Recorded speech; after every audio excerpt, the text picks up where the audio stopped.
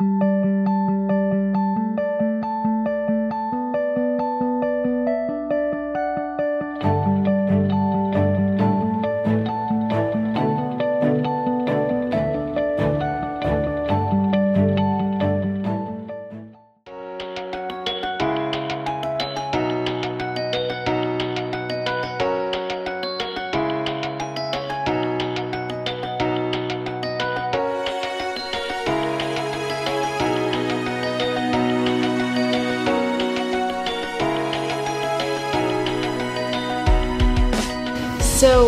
we wound up in New Orleans by complete happenstance. We've been living in New York for about 18 years, and we're visiting friends down in New Orleans on spring break, and one of my dearest, Ricky Lemon, who is a real estate agent and who is not stupid at all, knows we love architecture, and he drove us by a couple houses, and then miraculously he pulled keys out of his pocket and said, "Oh my God, this house on 3rd Street is for sale. Do you guys want to see it?" So we're like, "Yeah, of course. Can you get us in?"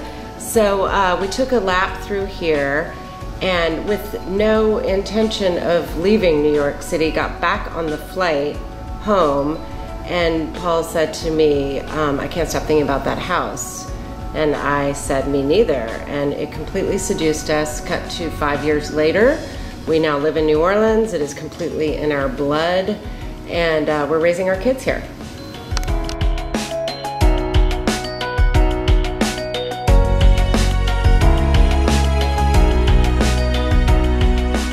Sarah, there's such a wonderful nonchalance about how you decorated your family home. Everywhere I look, it's like, why didn't I think of that moments?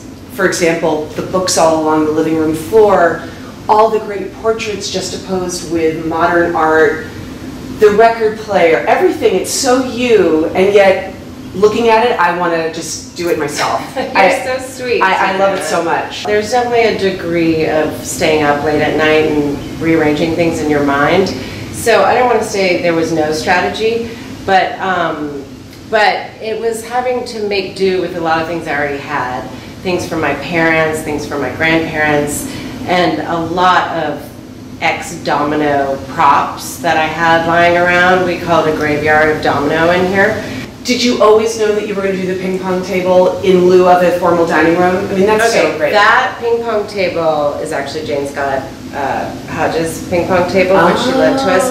But historically, I've always had a ping pong table. Even when I was in the smallest, tiniest apartment in New York City, it was my desk. The most important question I have is, will you challenge me to game of ping pong? Of course. Okay, let's bring go. it. Oh, she does a little. Oh. Right? Oh! What? Topspin?